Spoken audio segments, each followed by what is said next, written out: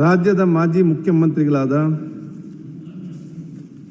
Shri S M ಕೃಷ್ಣರವರು ಇಂದು ನಸುಕಿನ ಜಾವ ನಿಧನ ಹೊಂದಿರುವುದನ್ನು ಈ ಸದನಕ್ಕೆ ಅತ್ಯಂತ ವಿಷಾದದಿಂದ ತಿಳಿಯಬಯಸುತ್ತೇನೆ. ಶ್ರೀ ಎಸ್ ಎಂ ಕೃಷ್ಣರವರು ದಿನಾಂಕ 1/5/1932 ಮದ್ದೂರು ತಾಲೂಕಿನ ಸೋಮನಹಳ್ಳಿಯಲ್ಲಿ ಜನಿಸಿದರು. BA/BL ಪದವಿ ಪಡೆದಿದ್ದ ಅವರು ನಂತರ ಟೆಕ್ಸಸ್ನಲ್ಲಿ MCL ಪದವಿ, ವಾಷಿಂಗ್ಟನ್ನ ವಿಶ್ವವಿದ್ಯಾಲಯದ ಲಾ ಸ್ಕೂಲಿನಿಂದಲೂ ಪದವಿ ಪಡೆದಿದ್ದರು. ವೃತ್ತಿಯಲ್ಲಿ ವಕೀಲರಾಗಿದ್ದ ಶ್ರೀಯುತರು ಕಾನೂನು ಕಾಲೇಜಿನಲ್ಲಿ ಪ್ರೊಫೆಸರ್ ಆಗಿಯೂ ಕಾರ್ಯನಿರ್ವಹಿಸಿದರು. 1962ರಲ್ಲಿ ಪ್ರಥಮ ಬಾರಿಗೆ ವಿಧಾನಸಭೆಗೆ ಆಯ್ಕೆಯಾಗಿದ್ದ ಶ್ರೀಯುತರು ನಂತರ 1989ರಲ್ಲಿ 9ನೇ ವಿಧಾನಸಭೆಗೆ ಹಾಗೂ 1999ರಲ್ಲಿ 11ನೇ ವಿಧಾನಸಭೆಗೆ ಪುನರಾಯ್ಕೆಗೊಂಡಿದ್ದರು.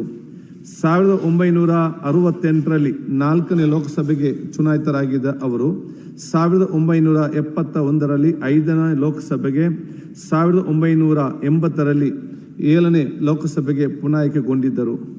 ನಂತರ ಅವರು 1972ರಲ್ಲಿ ವಿಧಾನ ಪರಿಷತ್ನ ಸದಸ್ಯರಾಗಿ ಆಯ್ಕೆಗೊಂಡಿದ್ದು 1996ರಿಂದ 1999 ಮತ್ತು 2008ರಿಂದ 2014ರ ಅವಧಿಯಲ್ಲಿ ರಾಜ್ಯಸಭೆಗೆ ಸದಸ್ಯರಾಗಿ ಕಾರ್ಯನಿರ್ವಹಿಸಿದರು. ಶ್ರೀ ಎಸ್ ಎಂ ಕೃಷ್ಣರವರು ವಿಧಾನಸಭೆಯ ಸಭಾಧ್ಯಕ್ಷರಾಗಿ, ಕೈಗಾರಿಕಾ, ವಾಣಿಜ್ಯ ಮತ್ತು ಸಂಸದೀಯ ವ್ಯವಹಾರ ಸಚಿವರಾಗಿ, ಉಪಮುಖ್ಯಮಂತ್ರಿಯಾಗಿ ಹಾಗೂ ನಂತರ ರಾಜ್ಯದ 10ನೇ ಮುಖ್ಯಮಂತ್ರಿಯಾಗಿ ಸೇವೆ ಸಲ್ಲಿಸಿದರು. ಶ್ರೀಯುತರು ಕೇಂದ್ರ ಕೈಗಾರಿಕಾ ರಾಜ್ಯ ಸಚಿವರಾಗಿ, ಹಣಕಾಸು ಖಾತೆಯ ರಾಜ್ಯ ಸಚಿವರಾಗಿ ಹಾಗೂ ವಿದೇಶಾಂಗ ವ್ಯವಹಾರಗಳ ಖಾತೆಯ ಸಚಿವರಾಗಿಯೂ ಸಹ ಕಾರ್ಯನಿರ್ವಹಿಸಿದರು. 2008ರಲ್ಲಿ ಮಹಾರಾಷ್ಟ್ರ ರಾಜ್ಯದ 18ನೇ ರಾಜ್ಯಪಾಲರಾಗಿ ನೇಮಕಗೊಂಡಿದ್ದರು. ರಾಜ್ಯದ ಸರ್ವತೋಮುಖ ಅಭಿವೃದ್ಧಿಯ ಕನಸು ಕಂಡಿದ್ದ ಶ್ರೀಯುತರು ಭೂ ದಾಖಲೆಗಳನ್ನು ಡಿಜಿಟಲೀಕರಣಗೊಳಿಸುವ ಯೋಜನೆ, ಸರ್ಕಾರಿ ಮಕ್ಕಳಿಗೆ ಬಿಸಿಯೂಟ ಯೋಜನೆ, ಅಂತಾರಾಷ್ಟ್ರೀಯ ವಿಮಾನ ನಿಲ್ದಾಣ, ಬೆಂಗಳೂರು ಮೈಸೂರು ಹೆದ್ದಾರಿ ಯೋಜನೆ ಸೇರಿದಂತೆ ಹಲವಾರು ಅಭಿವೃದ್ಧಿ ಯೋಜನೆಗಳನ್ನು ಜಾರಿಗೆ ತಂದಿದ್ದರು. ಮಾಹಿತಿ ಮತ್ತು ತಂತ್ರಜ್ಞಾನಕ್ಕೆ ಹೆಚ್ಚಿನ ಒತ್ತು ಕೊಟ್ಟಿದ್ದ ಅವರು ರಾಜ್ಯದಲ್ಲಿ IT/BT ಕ್ರಾಂತಿಯನ್ನೇ ಮಾಡಿದರು. ಬೆಂಗಳೂರನ್ನು ಸಿಲಿಕಾನ್ ಸಿಟಿಯನ್ನಾಗಿಸಿ ಸಿಂಗಾಪುರ ಮಾದರಿಯಲ್ಲಿ ಅಭಿವೃದ್ಧಿಪಡಿಸುವ ಮಹತ್ವಾಕಾಂಕ್ಷೆಯನ್ನು ಹೊಂದಿದರು. ಶ್ರೀ ಎಸ್ ಎಂ ಕೃಷ್ಣರವರು ಅತ್ಯುತ್ತಮ ಆಡಳಿತಗಾರರಾಗಿದ್ದು, ಎಂತಹ ಕಠಿಣ ಪರಿಸ್ಥಿತಿಯಲ್ಲೂ ಎದೆಗುಂದದ ಶ್ರೀಯುತರು ಡಾಕ್ಟರ್ ರಾಜ್ಕುಮಾರ್ ಅವರನ್ನು ಕಾಡುಗಲ್ಲ ವೀರಪ್ಪನ್ ಅಪಹರಿಸಿದ ಸಂದರ್ಭದಲ್ಲಿ ಪರಿಸ್ಥಿತಿ ನಿಭಾಯಿಸಿದ ರೀತಿ ಅಪ್ರತಿಮವಾದದ್ದು. ತೀವ್ರತರವಾದ ಬರಗಾಲ ಸಂದರ್ಭದಲ್ಲಿ ರಾಜ್ಯದ ಜನರ ಹಿತಾಸಕ್ತಿಗೆ ಮೋಡ ಬಿತ್ತನೆ ಮಾಡಿ ಮಳೆ ಬರಿಸಲು ಮುಂದಾಗಿದ್ದರು.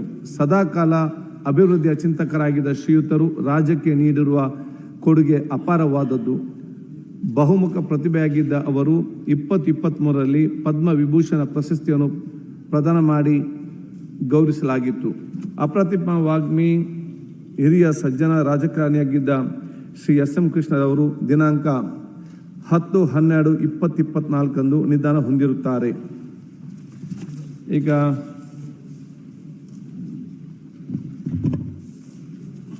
ನಮ್ಮ ನಗಲಿದಂಥ ಸನ್ಮಾನ್ಯ ಎಸ್ ಎಂ ಕೃಷ್ಣರವರ ಬಗ್ಗೆ ಬಹುಶಃ ನಾನು ಅವರ ಬಗ್ಗೆ ಮಾತಾಡಲಿಕ್ಕೆ ಅತ್ಯಂತ ಸನ್ನವನಾಗಿದ್ದೇನೆ.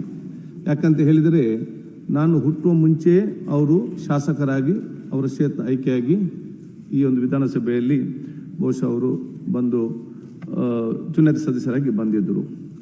ಆದರೂ ಬಹುಶಃ ನಾವೆಲ್ಲರೂ ಕೂಡ ಇವತ್ತು ನೋಡಿದಾಗೆ ನಾನು ಯಾವಾಗ ಮಾತು ಹೇಳ್ತಾ ಇದ್ದೇನೆ, ಪ್ರತಿಯೊಂದು ಸಾವು ನಮಗೊಂದು ಸಂದೇಶ ಕೊಡ್ತದೆ.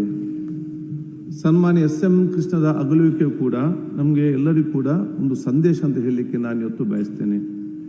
ಯಾಕಂತ ಹೇಳಿದರೆ, ತನ್ನ ದೀರ್ಘವಾದ ರಾಜಕೀಯ ಸಾಮಾಜಿಕ ಜೀವನದಲ್ಲಿ ಅವರು ಶಾಸಕರಾಗಿ, ಮಂತ್ರಿಯಾಗಿ, ಉಪಮುಖ್ಯಮಂತ್ರಿಯಾಗಿ, ಸ್ಪೀಕರ್ ಆಗಿ, ಕೇಂದ್ರದ ಸಚಿವರಾಗಿ, ಗವರ್ನರ್ ಆಗಿ, ದೀರ್ಘಕಾಲದ ರಾಜಕೀಯ ಜೀವನದಲ್ಲಿ ಎಲ್ಲ ವಿಧಾನಸಭೆ, ವಿಧಾನ ಪರಿಷತ್, ಲೋಕಸಭೆ, ರಾಜ್ಯಸಭೆ ಎಲ್ಲ ಕಡೆಯ ಸದಸ್ಯರಾಗಿದ್ದುಕೊಂಡ ಸಂದರ್ಭದಲ್ಲಿ ಎಲ್ಲಿಯೂ ಕೂಡ ಅವರು ನಕಾರಾತ್ಮಕ ಚಿಂತನೆ ಮತ್ತು ಮಾತು ಎಲ್ಲಿಯೂ ಕೂಡ ಬರಲಿಲ್ಲ.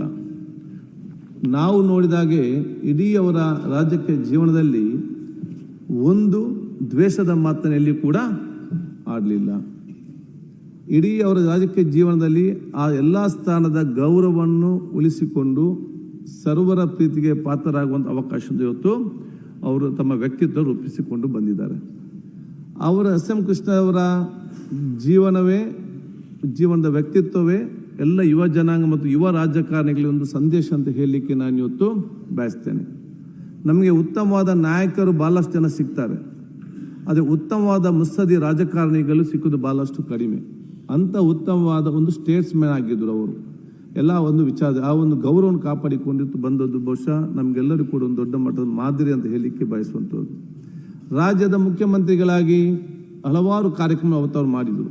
ಅದು ಬಹುಶಃ ಇವತ್ತು ಗ್ರಾಮೀಣ ಮಟ್ಟದ ಆ ಜನಸಾಮಾನ್ಯರಿಗೆ ಮತ್ತು ಯುವ ಜನಾಂಗ ಕೂಡ ಅವತ್ತಿನ ಕಾಲದಲ್ಲಿ ಕಂಪ್ಯೂಟರೈಸೇಷನ್ ಕಲಿಕೆ ಅವರ ಕಾಲಬುಡದಲ್ಲಿ ಇರಬೇಕಂತ ಹೇಳಿಕೊಂಡು ಕ್ಯಾನಿಕ್ಸ್ ಮುಖಾಂತರ ಎಲ್ಲ ತಾಲೂಕು ಮಟ್ಟದಲ್ಲಿ ಕಂಪ್ಯೂಟರ್ ಸೆಂಟರನ್ನು ಪ್ರಾರಂಭ ಮಾಡಿ ಅತ್ಯಂತ ಕಡಿಮೆ ಬೆಲೆಗೆ ಗ್ರಾಮೀಣ ಮಟ್ಟದ ಮಕ್ಕಳಿಗೆ ಕಂಪ್ಯೂಟರ್ ಶಿಕ್ಷಣ ಒದಗಿಸುವಂಥ ಕೇಂದ್ರವನ್ನು ಅವತ್ತು ಪ್ರಾರಂಭ ಮಾಡಿದ್ವಿ ಅಂತ ನಾನು ಅನಿಸಲಿಕ್ಕೆ ಇಚ್ಛಿಸ್ತೇನೆ. ಅದು ಅಲ್ಲದೆ ಬೆಂಗಳೂರನ್ನು ಬಹುಶಃ ಸಿಲಿಕಾನ್ ಸಿಟಿ ಆಗಿದ್ದುಕೊಂಡು ಇಲ್ಲಿಗೆ ಬೇಕಾಗುವ ಒಂದು ಮೂಲಭೂತ ಸೌಕರ್ಯ IT ಸೆಕ್ಟರ್ಗೆ ಇವತ್ತು ಕೊಟ್ಟಂಥ ಕೊಡುಗೆ, ಅದರ ಮುಖಾಂತರ ಕರ್ನಾಟಕವನ್ನು ಮತ್ತು ಬೆಂಗಳೂರನ್ನು ಇವತ್ತು ರಾಜ್ಯ ಮತ್ತು ರಾಷ್ಟ್ರದ ಅಭಿವೃದ್ಧಿಯಲ್ಲಿ ಅತ್ಯಂತ ಮುಂಚೂಣಿಯಲ್ಲಿಟ್ಟು ನಮಗೆ ವಿಶೇಷದ ಗೌರವ ತಂದಂತಹ ಒಂದು ಡ್ಯಾಂಕ್ವತ್ ಅಂತ ಹೇಳಿ ನಾನಿತ್ತು ಸ್ಮರಿಸಲಿಕ್ಕೆ ನಾನಿವತ್ತು ಬಯಸುವಂಥದ್ದು.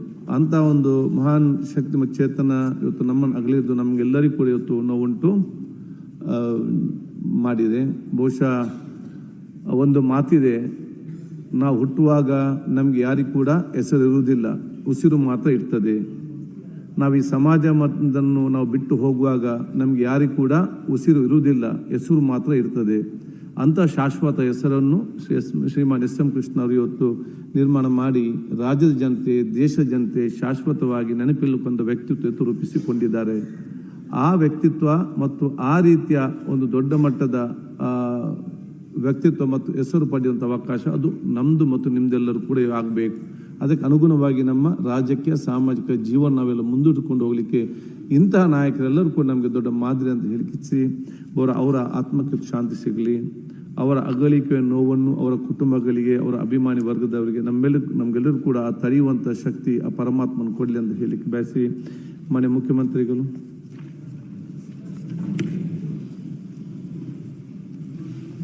ಮಾನ್ಯ ಸಭಾಧ್ಯಕ್ಷರೇ, ನೀವು